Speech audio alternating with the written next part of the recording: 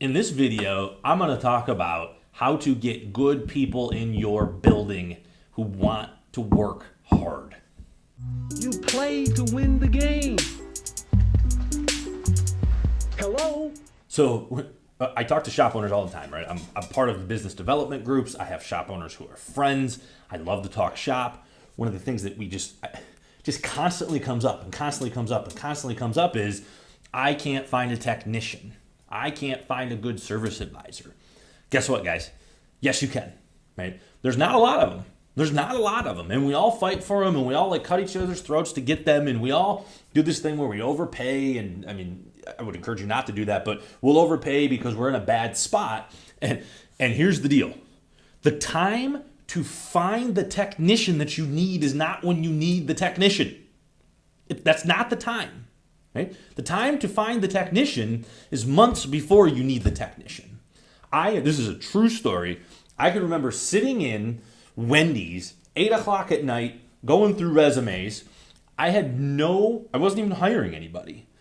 I call this guy, my boy Steve, who I love, who I literally, worked for me for a couple of years. It was a long drive. He ended up working somewhere else. Just sent me a text message yesterday. This is a true story. I miss working with you guys because you built such a good group of guys, right?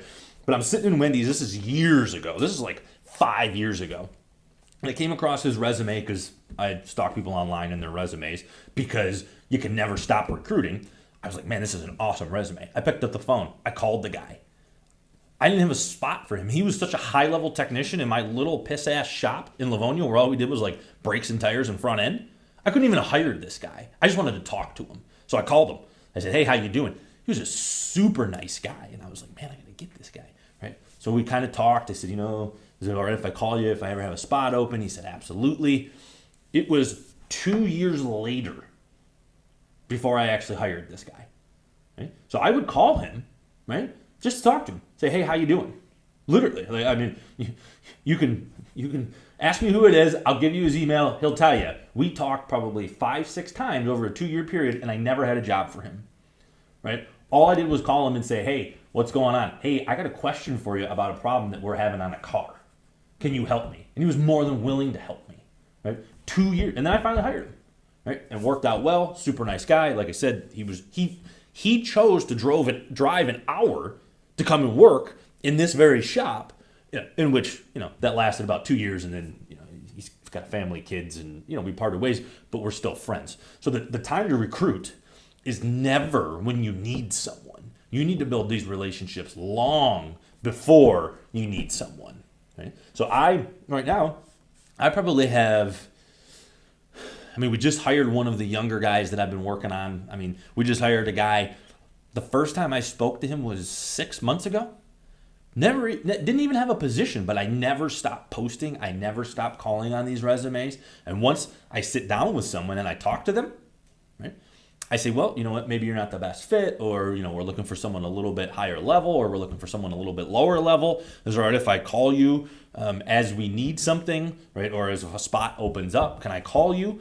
And one of the other things I try and do, I get these young guys in the building, right? So I probably, like I said, I just hired one, so I probably have like 2 younger technicians that I've just talked to. I've talked to one, my boy BM.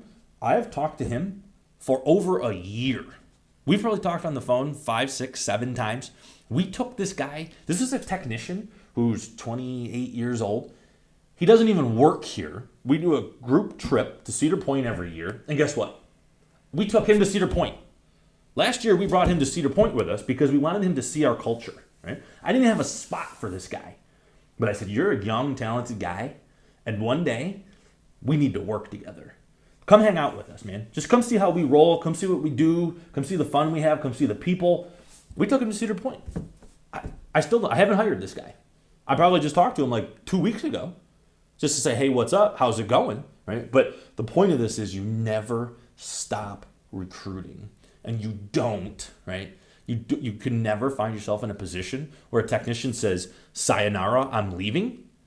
And then you have nothing in the, in the on deck circle. And it doesn't always work out, I'll be honest, right? So you've worked this relationship, you've tried, and then boom, you got a spot, and then you go after this guy aggressively, and they still say no. So I've had that happen. It's not fail-proof, but you just don't stop recruiting. Last night, I have 4 service advisors. Guess what? I'm not even looking for a service advisor. Interviewed a guy, great candidate, really liked him. I don't have a spot for him, right? So we walked around the shop, we talked, This is a guy that I'll have a long-term relationship with. Wonderful resume, 20 years of experience. So if you take nothing away from this, constantly post on Craigslist, constantly post on Career Builder. I've had good success on Career Builder, not so much on Monster. Everyone has their own success stories. I don't want to get into the strategies of it. I want to get into this higher level. Don't stop recruiting. Right? It just never turns off. Right? This Drake guy, you know how I got this Drake guy? Right? I worked. Right? I needed someone and I worked. I can't remember how many people I asked because I did need a service advisor at the time, and I needed the right fit, and the people that I had been recruiting over the last year or two probably weren't the right fit. We needed someone a little high energy. We needed someone to handle more of our waiters. Right? We got that, but it's a never-ending process. Don't stop recruiting. Everywhere you go, you're recruiting. Right? You walk into the mall, all of those people are salespeople. Right? You walk into the Buckle, go buy some jeans at the Buckle. All of those people are commissioned salespeople. One of the best sales guys I've ever hired came from the Buckle, right? So just realize you're always recruiting, and that's something that should never stop. Hope you found this video helpful. Like I said, like it, comment, tell me I stink, tell me I have no value. I'll listen to it, right? Don't be afraid to call me. We'll certainly post the phone number. Let's talk shop, and I'm willing to talk shop with anybody about any topic. And like I said, no charge. I'm not going to hit you up. I'm not going to try and be like, oh, if you want to talk more, it's going to be more money. None of that. Truly, man, let's talk, and I want to help.